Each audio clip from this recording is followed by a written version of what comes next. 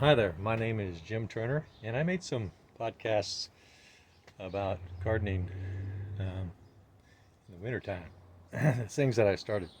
So, in one of them was the strawberries. So, I have these hanging strawberries, and this is the third season that they've been hanging up. And so, here's what they look like, and it's getting towards the end of June. So, here they are here.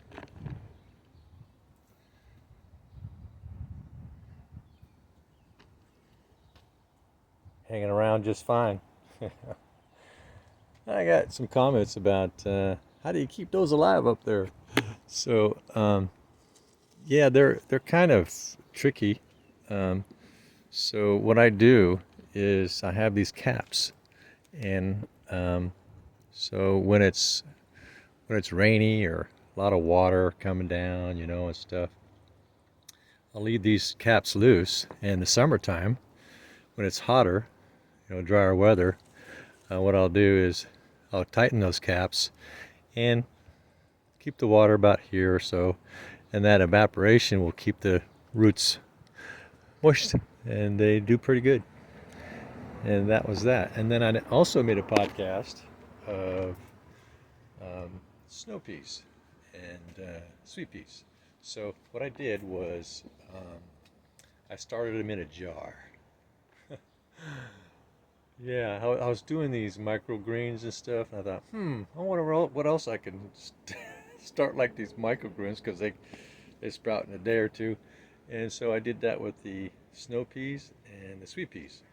And in 2 days, sure enough, they sprouted in the jar. So I planted them, and this is what they look like now.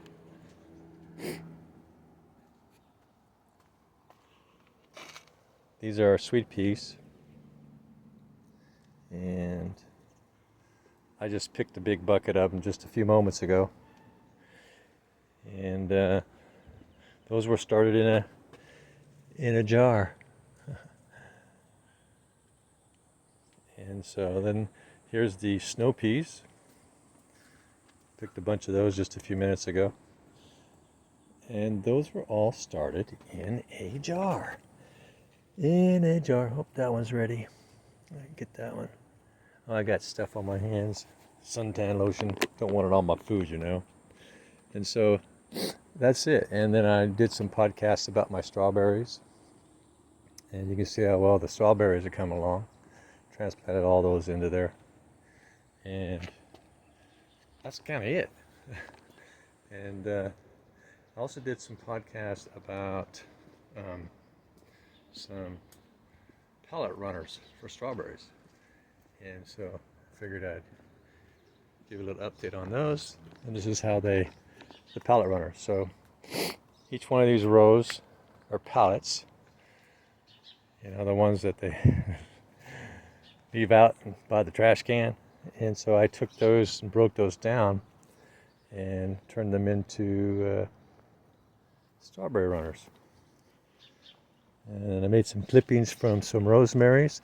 Now, the thing about rosemaries is I found the best time to take a clipping and start them. Rosemaries is in the wintertime, even if it's snow. So you'll see them starting to behave a certain way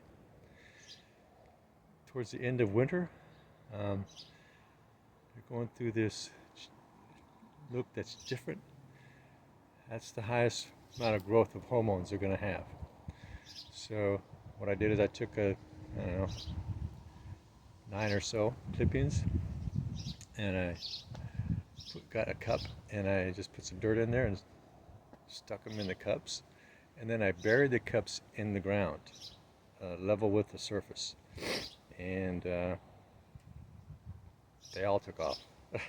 Every single one of them survived, right, through the rest of the winter into spring, and then I just transplanted them into these pots, and so they're all doing really well. The roots when I went to transplant them, the roots were quite big. Oh, I got some blackberries got to cut down again. Blackberries are like weeds. And then I made a podcast about my figs. I got this as a little clipping, and it turned into a tree. It's got a bunch of figs on it. Yeah, yeah, they're like they, once they get their roots established, they're like weeds. You gotta really tame them, keep them keep them under control. Here's another one. That one also was like a little clipping, and I got one little clipping starting somewhere. I don't know where it's at right now. And so what I do with my garden now, I used to plant things, structured. And now what I've done is I let certain things go to seed, and they plant themselves. Like this tomato plant here. No, I just said, oh, yeah, you'll be okay there. I just let it grow. And I'm kind of doing that with most things. I'll kind of coax the seedlings into a certain area when things come up to seed. Like I got Brussels sprouts in the back, kale, radishes, and I just kind of let them kind of droop in a certain area where their seed pods are and let them fall off. And just let them do their thing. I got some avocado trees here. Those are avocados. I just took them out and they're not liking the sun. They're going, what is this bright sunlight thing? And these are all avocados back in here. Yeah, they're probably not going to do well. Can't grow avocados in this area anyway. I mean, if people can grow avocado trees wherever they're at, a lot of people would be doing that, right? But they're just really sensitive to, certain conditions. And so that's kind of it for my garden today. Got my apple tree up there. I think I made a podcast of that one. It is absolutely loaded with apples. And I make a lot of applesauce, and then I freeze that. And so, oh yeah, please subscribe, thumbs up, ring the bell. To me, it's like a tip. So please leave me a tip by just ringing that bell and subscribing. And I return all my comments, answer them based on the highest level of empirical information that's available today on whatever that question might be. What I do is I go to my library and I do research most days. I just love research. I like finding out things that I didn't know and then applying them. So yeah, so this is basically a garden update from winter. And so I've got these are called leeks. You see, isn't that cool how they're opening up there? Still attached, so this is going to bust loose and going to get all these flowers. Now these are leeks, and they're going into seed. I just let them go into seed. And so these over here are elephant garlic, and you can see how they look just like the leeks. Pretty much. Last year they were bigger balls. Last year the elephant garlic seeds were more like this one here. So I don't know. And then I made a podcast of my asparagus. You can see how I let them go to seed. And what they'll do is by letting them go to seed. Oh, looks like one asparagus needs to be picked back there, but oh, it's still growing asparagus. Okay, I thought they kind of mostly went to ready to go to flower and leaf and stuff. So what I wanted to do was let them go to leaf a lot, so they will end up producing more crowns. So I can dig them up probably towards the end of winter next year, and just plant them all through that whole section. And this is how my blackberries, I made a podcast of blackberries in the wintertime. It was just some sticks, and that's what the blackberries look like now. You can see I kind of keep a row back there so I can walk through. You see all the bees, and they got plenty of food. There's a lot of competition for those flowers. I see bumblebees. Oh my gosh, there's so many bumblebees. I found a bumblebee nest in my vermiculture bin. That's making worm castings. I make worm castings. I went to open it up to feed the worms. Bumblebees. Yeah. And so there's a lot of competition for those flowers. And so this is kale. So I just kind of clipped it the other day. I'm just gonna let it dry out and kind of throw those in an area where I want kale to grow. And then next year there'll be kale. And I made a podcast about my raspberries. And I said I'd make a podcast when they're coming on. Well, they're coming on. And the heat is on. And so here's the kale. I made a podcast about the kale that I was letting go to flower. I let all these go to flower for the bees. In years past, I would not do that. But because there was so much flowering going on, and I already knew that was going to happen, I said, I'm just going to let all that stuff go to flower, and the bees just had a bee day. Here's all the, hello ladybug. Ladybug, ladybug. And so this is all radish right here. So they'll just kind of drop off, and when I see something that's worth picking, a radish here and there, I'll pick it. And so these are all in here. Well, there's a lot of ladybugs. So these are all kale. This is all kale over here. And I'm letting the beets flower.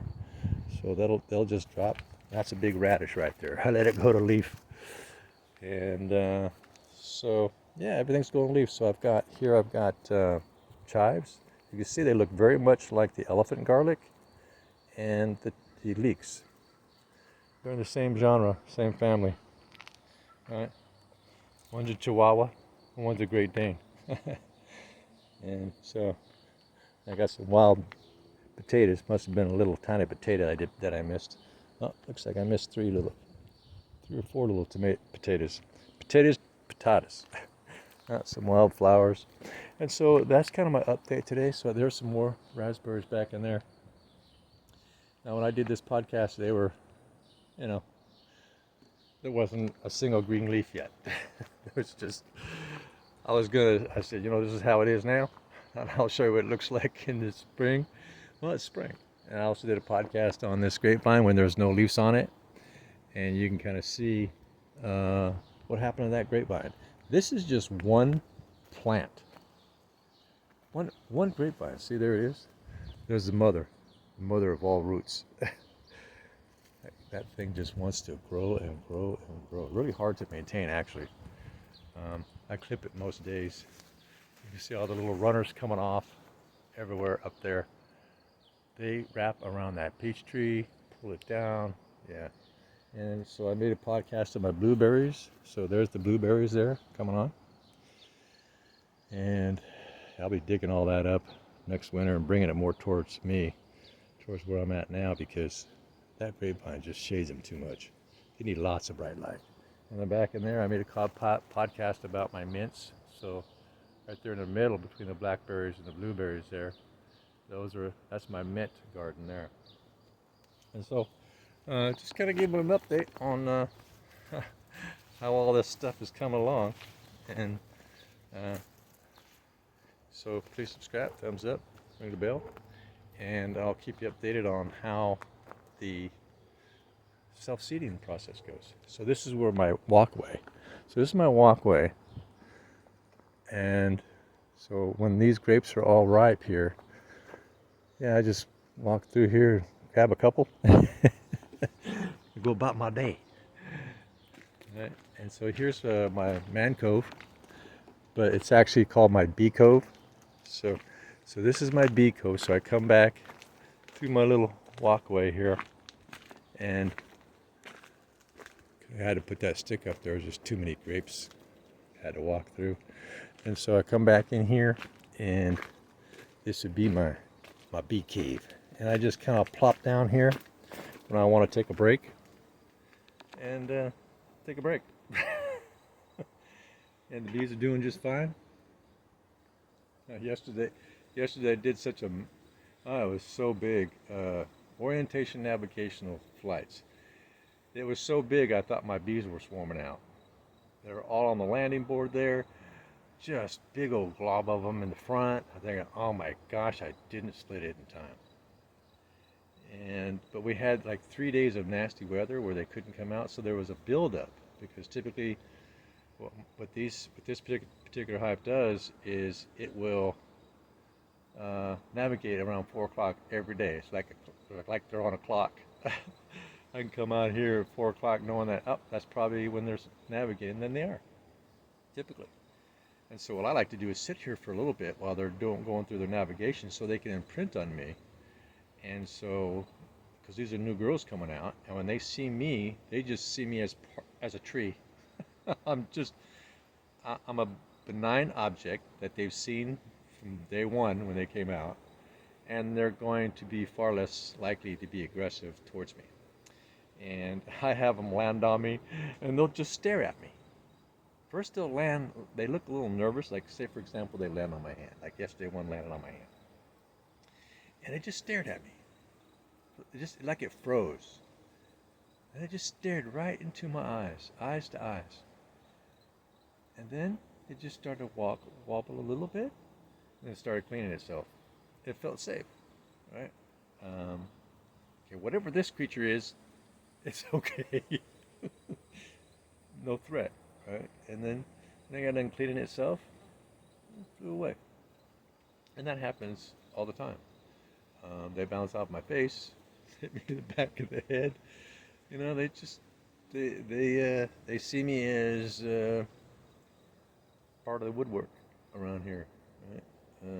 They're able to do what's called facial recognition. Bees can do that. Sure enough, they can do bee hive recognition. Well, right. They see things in pixel form, right? And so, like Elon Musk cars, you know, those kind of things where they use pixels to identify things, because it's actually more efficient than even human eyesight. Because they break everything down into a pixel, and every pixel represents something. And so you get this pixel, and then you put this other pixel with it, well, that can represent something else. Different color, different shade, you know. And that's how bees see. They've got 6,500 lenses in each eye, so 13,000 lenses that they can see with. How many we got? Oh, we got one in each eye. We got two. Yeah. So they have that better to see the flowers, and the males have 8,500 per eye. Better to see the girls. Oh, she's so pretty. I'm gonna go that way. And so, yeah, I just really enjoy coming back here, sitting in this bee cove when I'm taking my breaks, like right now, just taking a break. And so I also made a podcast about the strawberries that are growing in these bricks. So I got these bricks down here, and I got some strawberries growing in all those bricks down there. So needless to say, I'm getting all these things, and what I do is I'll take those extra fruits and all the extra foods, and I'll process it. Oh, another peach bites the dust. Yeah, the peach tree is kind of shedding peaches. It's almost as if it instinctively knows that this is too much weight. And it's like been shedding these peaches from different branches and just leaving a certain amount on each branch, because these branches are really weak branches. And so it just kind of selects on its own which branch it needs to shed a few peaches. Yeah, I keep it watered, so it's not that. I keep it fed, so it's not that. Yeah, it's being selective on its own, which is good. I don't have to do it, right? And so many branches have broken because there's too many. There'd be too many peaches on a branch, big branches, and it just couldn't. A big branch couldn't handle it, and snap! One time I was sitting right here, cracking. It was right there, and it just snapped. Yeah, the peaches were actually pretty much ready at that point. About at their maximum weight, and that's why the branch broke. Too many peaches on that branch. And so I've got bumblebees all through those blackberries. You see one right there, maybe. You can see it right in the middle. She's flying. Oh, they're so big. I don't know if it's a she or a he. It's got to be a she. I think only female bumblebees get out and forage. I don't know. I've never investigated that. Maybe you know. So those bumblebees are really active in pollinating, and their nest is right over there behind that fence right there, behind the not the fence, but that dolly looking thing, the orange looking dolly thing. Their nest is right behind there in the vermiculture bin. I took an old freezer and I kitted it out. And I dug a couple feet down and I buried the freezer and so the lid's up. So I just popped the lid up, put my wiggler worms in there, and added a few things, weeds and not weeds, but like leaves and just whatever I had, food scrappings and stuff like that. And that's how I started them. And now I have a bunch of worm castings that I can use for for plants or whatever, starting seeds. Works real well. I've had seeds come up the next day. It was a sunflower seed, and I put just took the seed out of a package, put it in in a little cup, and stuck the seed in there about I don't know, half an inch down. I'd be doggone if that thing didn't sprout by the next morning. I thought I was experiencing a jack and a beanstalk kind of thing. It was really weird. Just watered it. Next morning, it was up. Kind of startled me. Is that even possible? Or maybe I was in a coma for a few days. Maybe I missed something. It's like, it just seemed unnatural. Botany, you just never know. That stuff can surprise us. And so these mints here, they're going to flower pretty soon, and all these mints in there, that mint garden, and when those flower, the bees will be all in those. And for those who have not seen any of my podcasts yet, that yellow flowered hive right there, that was a swarm that swarmed in to that box right there, same box, while I was sitting here. I was just sitting here chilling, and I had baited that box up there, and I seen activity for the last 3 days. A lot of bees going in that one and some other baited boxes I had. And all of a sudden there was a bunch of bees starting to go in that all of a sudden. And I heard something, I looked to my right, and right up through that coat, this little gap right here, came a swarm. And it had like a little ball in the front, and then a much bigger ball behind that one, and then a massive ball of bees behind that. It looked like a snowman, a flying snowman. And so it was coming right at me, and it was probably about 10, 20 feet away, maybe 20 feet away. The first ball, when I saw it, and well, what do you think I did? Yeah, rise up when you fly like the wind. So I rose up and got the heck out of Dodge, because moments later, this whole cove was engulfed densely with bees. They would have just landed on me. Probably wouldn't have stung me, but I need to go get my camera. So I get it. So I already got my camera. I typically don't keep my camera here. I just come back here and taking a break. I don't carry my phone around with me. But yeah, so what I also got here is a watering hole. So I discovered that it's really important to actually have that kind of a water around, so the bees can go for a swim. Mm-hmm. Yeah, they swim. I was like, what? I just did. I was gonna try to save it, and all of a sudden it pulled itself out, ruffled its feathers, kind of like toweling off, kind of like attitude. And it hesitated for a moment, and it jumped right back in. And moments after it jumped in, it flipped on its back and was flapping its wings under the water and then up a little bit. It was taking a bath. Splish splash. I couldn't believe it. I got out. I thought it was done. No, it was swimming. It was swim day. And I watched a number of bees do that, right? So yeah, who knew that bees like to go for a swim? Well, if the conditions are right and they feel safe in that kind of water.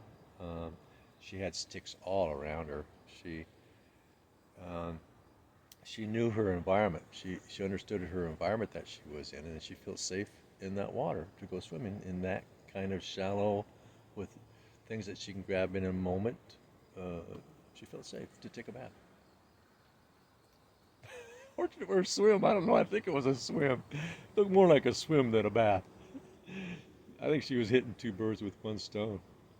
It was really interesting to watch. Wish I would have got on camera. Well, next time I see that happen, hopefully I'll have my camera with me so you can see a bee, how they behave when they go for a swim. That's kind of what it was, a swim bath. And yeah, that'll be an interesting thing to watch. And so that's kind of it.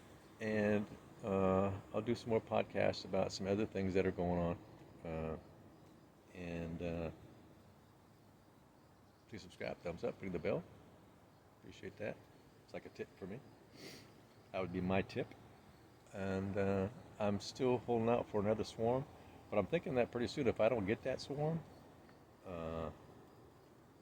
I might have to split this main hive because they're up there and they've got that super, the one with the flowers on the top, the greenish looking one. They've got that one mostly done. When I looked up there a few days ago, it was just packed tight.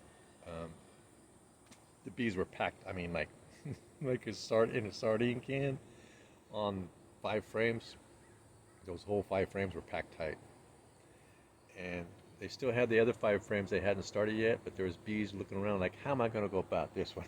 Because it's the plastic panels, and I think that bees will fill out a frame faster if you just give them a little corner start, take some real wax, put it in the corners. I think they'll fill it out faster. My swarm hive did. I had built some little frames and just stuck little square not plastic, little square real not honey, real honeycomb, and I just stuck them in the corners. I kind of took melted wax, beeswax, and I used that to stick the little squares of honeycomb to the corners, just little squares, just like about, about that size, not long, just little tiny things. And they started in every single corner at the same time. So it looks like they started in groups. Okay, you 60 go there, you 60 go there, and they covered all the corners around the same time, and they finished all those corners at the same time. Yeah, and so that's how I do my frames now. I just take some scrap wood, build the frames to fit my brood boxes that I built, because I built all those brood boxes. But just some scrap wood. You can go to those. You can go to construction sites. So the ones that have the handles, you can see the handles there. So the little yellow flowers in the middle there. The ones with the handles, I built those, and I bought the beehive that you see on the bottom there, and the super that's on the top. A few years back, I bought those as a template, and I used those dimensions as a template so that I can stack the beehives that I make so that everything syncs together. The dimensions are correct. So one was a template. Same thing with the frames. I used the frames as a template to build all my other frames, so that I can interchange them with all of them. And that's how I do things. Do it myself, build it myself, construct it, design, engineer it, whatever. And and so that's kind of my day today. Anything exciting happens, I'll make another podcast. Today's a kickback day. We had some really nasty weather for a while, and that's back to normal for this time of year. It's like we had 95-degree weather several days in a row, and then it chilled for a few days, and then we got some thunderstorms and rain for a few days, and now it's back to what I would say is normal for June, temperature-wise, weather-wise. And that's my day. All right, please subscribe, thumbs up, ring the bell, leave a comment, and you have a good day. Bye now.